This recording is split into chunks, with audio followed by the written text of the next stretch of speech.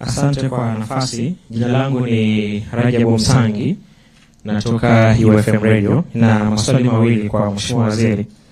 Kwenye eneo la usajili wa makao ya watoto ambalo nimesema serikali inaendelea kutoa usajili, kuna mchango gani wa serikali kwenye vile yale makao ya watoto? Kwa sababu tunaamini kwenye makao ya watoto wanaishi watoto mbalimbali, watoto yatima, watoto wa mitaani ambao wameamua kuwekwa kwenye makao kwa ajili ya kulelewa, lakini kuna watoto ambao walizaliwa wakapelekwa kwenye makao kama hayo. Mnatoa mchango gani serikali kwenye vituo kama hivyo, tofauti na utaratibu wa wadau wengine kujitolea kwenda kwenye makao hayo?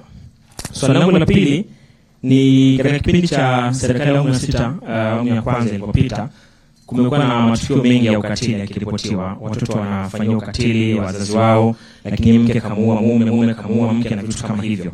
Kwenye mkakati wa serikali ya awamu ya 6 kipindi hiki cha pili, kama Wizara ya Maendeleo ya Jamii, Jinsia na Wanawake na Makundi Maalum, mna mpango gani kuhakikisha kwamba haya hayajirudii? Lakini je, yale ambayo mmekuwa mkichukua hatua zikichukuliwa, watu wanakamatwa, lakini bado matukio yanatokea, kwenye utafiti wenu mmebaini nini changamoto? Asante.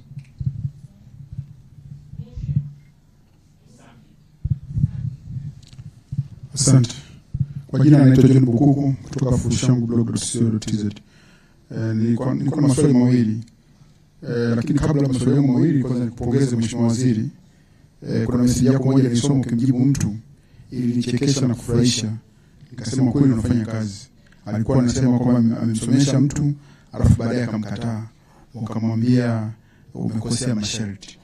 Kwa hiyo nilicheka, lakini pia ikaniburudisha. Lakini nikaelewa pia kwamba umefanya kazi yako vizuri. Swali langu la kwanza, katika uratibu wa haya mashirika yanayofanya kazi na serikali kwenye jamii, hivi karibuni kumeonekana kiongozi mmoja wa dini huko Mara akilalamika kwamba maadili yamebadilika sana. Watu wanaonekana na familia zao na nini, wana heshima zao, lakini usiku wanabadilika, wanakuwa wengine kabisa, unakuta kumbe naye ameolewa. Sasa kwenye kufuatilia haya mashirika, na shida zaidi iko kwenye hawa watoto kwenye vituo vya kulelea watoto na labda na shule hizi za watoto wadogo. Serikali inafuatilia kwa kiwango gani kujua kwamba haya mashirika yanafanya kazi yake inavyotakiwa, hayapandikizi zile tabia za ajabu ambazo zinaanza kuibukia sana sasa hivi? Jambo la pili nataka kuuliza ni kwamba katika hii mikopo ambayo mnasema kwamba imeanzishwa na ambayo watu wote wanaweza kusajili biashara zao wakakopa, changamoto tunayoiona ni umesema kwamba wanatakiwa kusajili kwenye mifumo, kwenye mitandao, lakini sasa ukienda vijijini huku utakuta sana wanatumia simu, hata kama na simu janja sio wengi, wengine wana visoswadu vile, lakini anaweza kutumia kile kama inakuja message ya kawaida, lakini sio kwenye mifumo kama website na nini, vitu kama hivyo. Sasa sijui mtarahisisha vipi vijana wote waweze kufaidika na hii mikopo na kuhakikisha mnaelimisha ili waweze kupata hiyo mikopo. Asante. Karibu. Kwa kifupi Kwa majina naitwa Rebeka Mbembela, mwandishi wa Azam TV. Mheshimiwa Waziri, swali langu linajielekeza kwenye matukio ya watoto kujinyonga. Ningetamani kufahamu pengine kuna utafiti ambao umefanya kujua ukubwa wa tatizo ukoje na takwimu sahihi ni zipi, lakini pia ni hatua zipi ambazo wizara inazichukua na mikakati iliyoko kwa sasa? Asante sana Mheshimiwa Waziri kwa taarifa hii. Mimi kwa jina naitwa Ali Mayala, ni mwandishi wa habari wa Daily News. Swali langu la kwanza ni kwenye upande wa malengo, kwa maana ya target, kuhusiana na uwezeshaji kimkopo. Je, malengo ni kutoa shilingi ngapi sasa kwa Watanzania wangapi ifikapo mwaka 2050? Swali langu la pili ni kwenye upande wa monetary, kwamba kama tunavyojua kwamba uwezeshaji ambao ni successful lazima kuhakikisha kwamba yule unayemwezesha ana skills ili kuhakikisha kwamba kila anachokifanya kiweze kuleta tija. Je, wizara sasa inafanya nini kuhakikisha kwamba hao wanufaika wa uwezeshaji wanakuwa na maarifa ili kuhakikisha kwamba pesa wanaoipata inaleta tija na faida? Lakini pia swali langu la pili, la tatu ni kwenye upande wa kisekta. Kama tunavyojua kwamba Watanzania zaidi ya 60% ni wakulima, wapo vijijini. je, mnawafikia kwa namna gani na mnawawezeshaji kwa namna gani kikilimo ili kuhakikisha kwamba wanakuwa na zile commercial skill ili kuharness hizo opportunity na kupata faida. Swali langu la mwisho ni kwenye upande wa teknolojia. Kama tunavyojua kwamba Tanzania kama ilivyo kwenye nchi zingine za Afrika bado kuna digital gaps. Sawa, tunaongelea gender equality and whatever, but tukija kwenye upande wa digital gaps sasa mnafanyaje kuhakikisha kwamba mna enhance digital inclusion kwa watoto wa kike na watoto wa kiume, kuhakikisha kwamba kuna digital equality, lakini pia wana monetize hiyo digital space ili kuhakikisha kwamba hatutumii tu mitandao kwa njia kwa maana ya kupashana habari, lakini pia tunaitumia kwa faida na kwa tija ili kuendelea kiuchumi. Asante sana. Mheshimiwa Waziri, naomba tujibu kwanza maswali haya. Tutaendelea kupokea maswali mengine baada ya majibu. Karibu. Asante.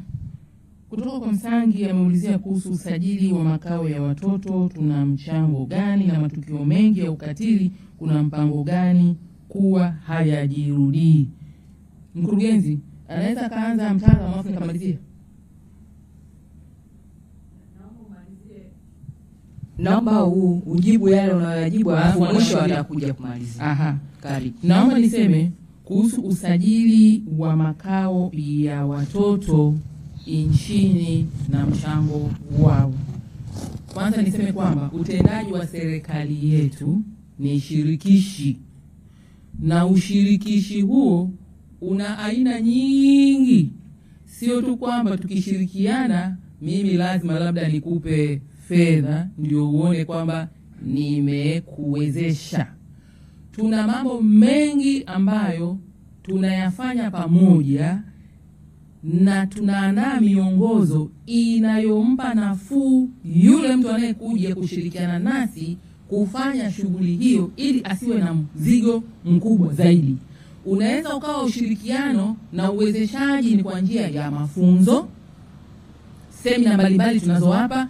Inaweza ikawa ushirikishaji au msaada huo tunaopeana ni kwa njia ya wataalamu ambao tunawawekeza huko waweze kufanya hiyo kazi pamoja na sisi, au kuna jambo ambalo wewe ungehitaji na fedha au taaluma fulani kulifanya, unalipeleka rufaa serikalini.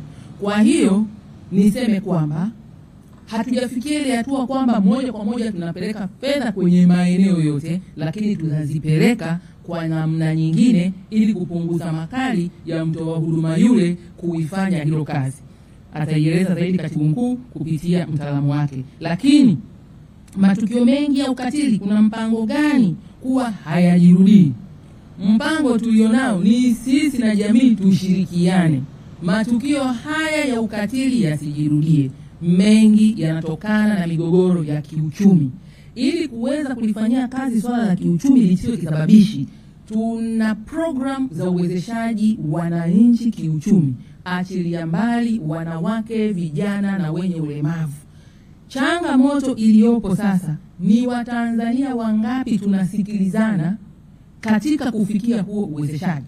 Na ndio maana hapa tunakuja na mikakati ya majukwaa ya uwezeshaji wanawake kiuchumi. Yanaanzia huko chini. Yanaanzaje? Watu waingie kwenye vikundi. Kuna watu wanapenda kutafuta fursa za maendeleo wakiwa peke yao. Hutaweza kufanikiwa kwenye dunia ya leo.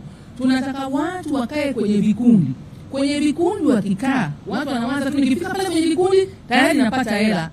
Hela zinafuata baada ya kuwa kwenye kikundi, ukapata taarifa, ukapata elimu, ukapata mafunzo, mkabadilishana uzoefu. Ukisha toka pale ile elimu inakuambia na mtandao wa fursa zote. Na fursa hizi ndugu zangu hazipo tu kwamba 10% mikopo ya halmashauri au mkopo aliosema Dr. Gwajima hapa 7%. La hasha. Tuna mpaka mabenki yanayotoa mikopo nafuu kwa makundi maalum mpaka 1% mpaka 2%. Sasa mtu huyu yuko bize, asubuhi kaamka kwenda kwenye kutafuta, karudi jioni kaenda kusikiliza sijui burudani gani, kikundi kimeshakaa, hajai kwenda hata siku moja, anayapataje haya mambo? Yanampita. Lakini ukiwa kwenye kikundi cha maendeleo, elimu tunayoitoa pale, yani wewe lazima utoke, na kama hutoki lazima sisi tujue kwa nini huyu atoki, na pale ndipo tunapokuandaa. Kwa hiyo matukio ya ukatili yasababishwayo na sababu za kiuchumi yanajibu kama hilo. Lakini kuna shida gani nyingine pia kwenye ukatili? Kuna imani na mila potofu na sheria kandamizi. Tumesema hapa kwenye taarifa yangu, tuna mwongozo wa majadiliano kuhusu mila na tamaduni zetu. Yaani kuna watu kule wapo kimkakati, walirithi, wamebeba, wanaenda na hizo dhana ambazo ni katili kwa watu wengine. Wewe mtoto anamaliza darasa la 7, kavunja ungo, unataka ukamuoze. Kama sio kumkatili uko nini? Kila siku napata message hapa, kafungiwa, anataka kuozwa kwa nguvu. Wewe ndio unaweka msingi wa ukatili kwa sababu unataka upate mirathi. Yule hana ridhaa na hayo mambo, wewe unamlazimisha. Akifika kule, akifika miaka 18, akili zake anajitambua 15, miaka 20, anaanza kuona kwamba huyu niliyeozwa sio sampuli yangu, watu waendani kabisa. Alafu kinachotokea nini hapo? Ukaidi, masikilizano hamna, kujibizana, kwanza jilazimishwa, ngumi, ukatili. Kwa hiyo ni jambo linalohusu jamii nzima kuelewa kwamba mila na desturi tulizorithi sio lazima ziende kwenye vizazi vyote. Lazima tufike tuangalie, tuseme tumefika hapa, tuende vipi, na mambo mengi kama hayo. Lakini matukio mengi ya ukatili, wewe mtoto amefiwa na babake na mamake, amekuwa yatima, nyinyi jamii nzima pale mnakaa mnaona anadhulumiwa mali na ndugu zake wengine, nyinyi mmenyamaza, hamsemi. Hivi anakuwa katili. Akitoka hapo mtoto yule hana malezi, haendi kanisani, haendi msikitini, anajazwa mambo ya ovyo kichwani, anakimbia, anakwenda mtaani. Akienda mtaani kakatiliwa, kapata mimba, anatumia dawa za kulevya, akirudi kule jambazi anawaibia na nyinyi, anabaka watu, ni ukatili. Kwa hiyo sio swala la wizara peke yake, mkakati ni pamoja na sisi wote. Tunafanyaje? Umejiona jambo baya lina mwelekeo wa kukatili, tumeweka mifumo ya wewe kutoa taarifa mapema tuweze kuwafikia. Serikali za mtaa ziko hapo, viongozi wa serikali ya kata wako hapo, waheshimiwa madiwani wako hapo na wabunge wa wawakilishi. Tuna mkurugenzi wa halmashauri, tuna mkuu wa wilaya na mkuu wa mkoa.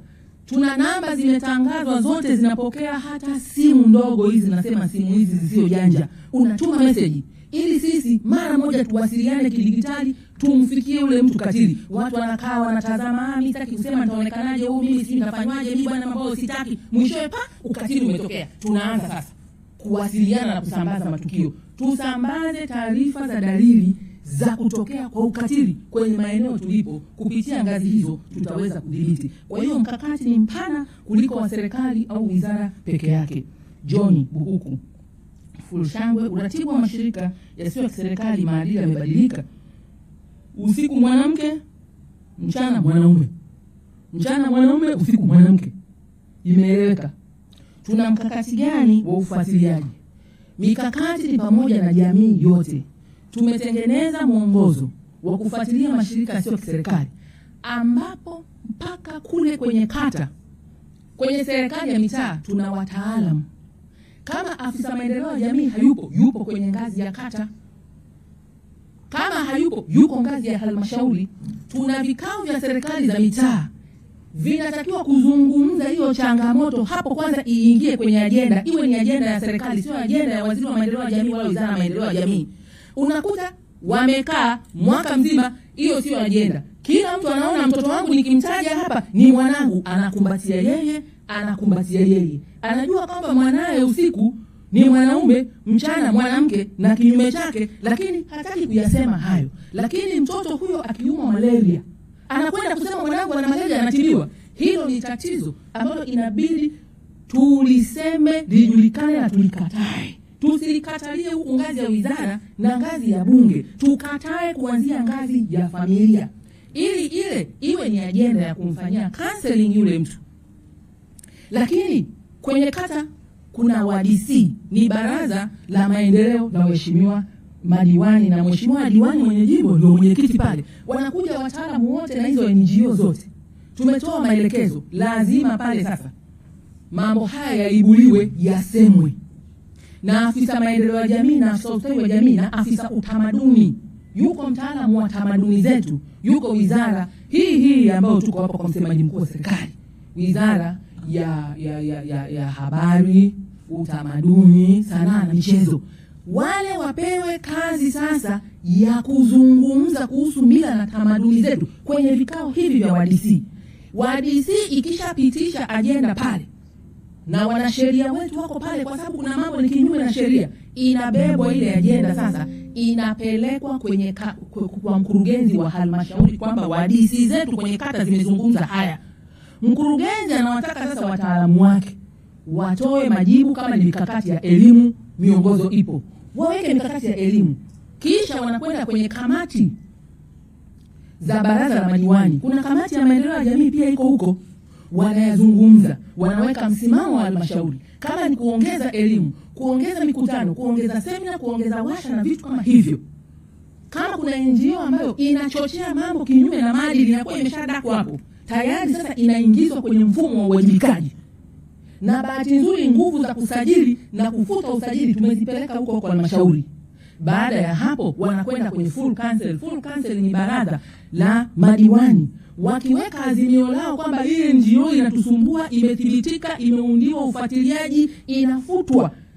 Huko tunapata hesabu tu makao makuu. Sasa kuna maeneo wanafanya vizuri. Kwa mfano tuliona Tabora walifanya vizuri, walikamata NGO moja ambayo ilikuwa inaingiza vitabu ambavyo vilikuwa vieleweki. Lakini Moshi tulipata mkuu wa wilaya ya Moshi Mwanga naye alichukua uwajibikaji. Sasa mifumo iko vizuri. Sasa ni uwajibikaji wa baadhi ya watu walioko huko waliopewa dhamana zao, lakini ni uwajibikaji wa wananchi pia. Wananchi wasifumbie macho, kwa sababu utakapofumba macho, mimi nakwenda mahakamani, natoka ushahidi ukatolewe. Wa kwanza kutoa ni baba na mama na ndugu na jamaa wanaomzunguka pale, wamekaa kimya. Kumbe mtoto wao usiku, mchana, asubuhi bibi mwanamke. Hii sio sawa. Hili ni swala la ulinzi wa mila na tamaduni zetu. Mtu anayekuja anapewa usajili anaweza akawa mwema, akaenda kule akabadilika. Mfumo wa kidijitali uko viganjani mwenu, tushirikiane wote. Na washukuru wanahabari kupitia Wizara ya Habari. Wamekuwa mstari wa mbele sana. Wakiona kitu wanapiga kelele na wanatoa taarifa. Tunachukua tu. Lakini tusiwaachie wanahabari peke yao. Wananchi tubebe wajibu, kwa sababu mawasiliano tumetoa, tupeane taarifa, tulinde taifa letu kwa pamoja. Umeongelea kuhusu mikopo, usajili, network vijijini. Network vijijini sehemu kubwa sana, niwaambie ndugu zangu, inafika. Na hata pale isipofika, maafisa maendeleo ya jamii walioko ngazi ya kata wamewezeshwa vishikwambi. Tatizo ni amka, ndugu mwananchi. Fika kwenye serikali ya mtaa, sema nina biashara yangu hii, ninataka nisajiliwe na huyo afisa biashara, na huyo afisa maendeleo ya jamii, na huyo afisa tehama. Kupitia taarifa hizo kufika hapo, mimi sina hiyo simu janja. Wale huwa wanafuatilia. Leo tuko wapi, tunakwenda kusajili, wanakuja hapo, wanasajili, wanazunguka. Ndio utaratibu waliopewa. Sasa swala moja, taarifa kufika na mtu kufanya uamuzi. Ninasema kwamba tuna waliosajiliwa zaidi ya 100,000 na wako vijijini huko pembezoni. Amka na wewe ndugu mwananchi, chukua hatua. Utakapokwama, toa taarifa ili tujue nani huyo anayekwamisha. Maana na wakwamishaji moja huwa waishi katika kila sekta, katika kila sehemu, hata kwenye familia zetu. Lakini kwa kuwasiliana tutaweza kuwafikia na kuhakikisha wanafanya kazi yao vile ambavyo tumewaelekeza. Rebecca Azam, watoto kujinyonga, data na hatua, atanisaidia kamisha baadaye, lakini niseme matukio ya watoto kujinyonga. Kwanza tuweze kujua dalili za mtoto anayeelekea kuchukua maamuzi magumu haraka kabla hajachukua hayo maamuzi magumu. Haya ni masuala ya malezi na makuzi. Ndio hiyo program tuliyoisema. Mawasiliano ndani ya jamii zetu yakoje na watoto wetu? Baba unaamka saa 10 usiku kwenda kwenye kibarua. Mama anaamka saa 11 tunarudi saa 6 watoto wamelala. Wanakutwa na madhila gani? Nani anayeongea nao? Tunatenga siku ngapi kwa wiki, kwa mwezi kuongea na watoto wetu? Tujue yanayowasibu. Watoto wanapata hasira, hawajui wa kumwambia. Niliona mmoja akajinyonga, kakosa gauni la Krismasi. Sasa kama gauni la Krismasi ni shughuli huko lilikotokea hilo tukio, watoto wanaelewa uwezo wa mzazi? Au mzazi wanamwona tu anajivinjari kule, anaburudika, alafu hajali hawa? tunawajengaje watoto wetu kwenye saikolojia ya kwamba maisha yetu ni haya, tutafanya hivi. Wanasema wanasayansi, mtoto umleavyo kwenye kipindi chake cha umri wa miaka 0 mpaka miaka 5 na maximum miaka 8 ni kipindi unaposimika ubongo wake uweze kukuamini wewe na kukusikiliza wewe, kwa sababu ubongo unakuwa umekuwa kwa 90%. Ukija kupambana na mtoto ameshafika miaka 12, 13, huku nyuma hukuwekeza, anaingiziwa vitu na ulimwengu tofauti na mwelekeo wako wewe, wala hata kusikiliza. Kwa hiyo ninaomba tuwekeze kwenye malezi na makuzi. Neno nilitumia bond. Tuna bondi lipi na watoto? Akikwerwa sana atakwambia, mabaya na mazuri utamwambia. Tunaenda nao misikitini, tunaenda nao makanisani, wakirudi nyumbani tunasali nao. Haya ni mambo ya malezi na makuzi. Wako watoto ambao wana tabia ngumu, na wako watoto ambao wamezaliwa wana shida ya afya ya akili. Unapoona changamoto kama hizo, mtoto akusikiliza, kuelewi, mtoto ni mtukutu, unarudi sasa kwenda kutafuta huduma za kitaalamu kupitia maafisa wa ustawi wa jamii. Namba tumezitoa, ofisi zao ziko huko. Bwana mimi amenichosha, anafanana na mama yake na bibi yake na babu yake na shangazi yake, ondoka kwangu. Unamfukuza aende wapi? Yule ana vitu, anatakiwa asaidiwe. Tuna mashule ya marekebisho ya tabia za watoto, tuna mahabusu za watoto ambazo sio kwamba tunakwenda kuwafunga, tunawafunga kifungo cha mafunzo na malezi na makuzi. Wanatoka wazuri kabisa, wanasimulia vitu kule ndani mpaka unashangaa, una baba ni naye, una mama ni naye, asikilizwi. Kwa hiyo anatengeneza kitu cha yeye mwenyewe kujilea kwa akili zake zinavyomtuma. Hili ni swala la malezi na makuzi. Ninaomba kipindi hiki cha pili cha serikali ya awamu ya 6 tulivalie njuga, kila mzazi aweze kujua dalili ambazo sio za ustawi za mtoto wake na kutoa taarifa ili tumsaidie kitaalamu kama hatua alizozichukua imeshindikana. Mayala Daily News. Target ifikapo 2050 Watanzania wangapi? Swali zuri sana. Target yetu ni ya ujumla. Watu wote wanaoendelea kuzaliwa wanafikisha miaka 18 na kuendelea, wamekuwa watu wazima, wanaingia kwenye biashara ndogo ndogo, wanapaswa kusajiliwa. Wakisajiliwa, biashara zao zile zinafanywa tathmini, ina mwelekeo mzuri, anapata mkopo, mtaji, anasonga mbele. Huyu amesajiliwa, mwelekeo wake sio mzuri, anapata mafunzo, anapata weledi, anafikia vigezo, anapewa mtaji, anaendelea. Kwa hiyo ni program ya maisha ya Watanzania. Na nimshukuru Mheshimiwa Dr. Samia Suluhu Hassan, Rais wa Jamhuri ya Muungano wa Tanzania, alivyoona ukubwa wa tatizo hili, akaona kwamba aanzishe wizara ya vijana moja kwa moja iwe pale. Kazi yake ni kuangalia hatima ya kijana. Ukishafika ujana, anafikaje, anatokaje, anaendelea kuwa mtu mzima. Kwa hiyo target ni target ya taifa la wote wanaoitwa vijana, sio kwamba itakufa bali inaendelea kuboreshwa. Skills za walengwa ambao wako kwenye biashara, na tuna program za mafunzo. Kwa mfano, sisi kwenye program yetu walipata tenda NMB. Hasa NMB wanapokwenda kule kwa vijana sasa kufanya tathmini na kuona kwamba huyu amesajiliwa, anaomba mkopo, hali ikoje, anakosa nini, na mafunzo yanatokea huko chini ya afisa maendeleo ya jamii pamoja na maafisa wengine biashara na tehama, ili vigezo viweze kutimia. Lakini program ya 10% inayotolewa na halmashauri kutoka mapato ya ndani ndio kabisa kwa mujibu wa sheria, lazima ufikishe vile vigezo kupitia mafunzo kabisa ya wiki kadhaa ili uweze kupewa cheti cha kufuzu kwenda kupata mkopo. Kwa hiyo tunaboresha hizi program. Lengo ni kwamba mitaji isiwe unatafuta kama vile unatafuta nyau mweusi usiku wa manane, huwezi kumuona. Hiyo ni kitu kinachojulikana, kinafahamika, na miongozo yao ipo. Watu wanafikia kule, wanashindwa wao kutokana na vigezo, na wanapewa muda wa kuvifikia vile vigezo. 60% ya wakulima nchi hii tunawafikiaje na kuwapa mafundisho? Ndio hayo mambo tunayosema. Tuna majukwaa mbalimbali yanayotoa wito watu waingie kwenye vikundi. Vikundi manake ni safari ya kwanza kujengwa kufikia lile kusudi ulilolifikia. Ni rahisi kumwambia mtu nenda pale kachukue mkopo, lakini akirudi akuja kufanya nini na ule mkopo? Haelewi masoko yako wapi, haelewi ubora wa biashara anaoifanya ukoje, ili atambulike kwenye masoko, haelewi anahitaji nini. Kwa hiyo wito wangu kwa Watanzania, tunaposema tuna vikundi au tuna majukwaa fulani ya maendeleo, tupate muda twende. Na sasa kwa msaada wa kidigitali zikuwezeshe kutoka kwenye hatua hiyo.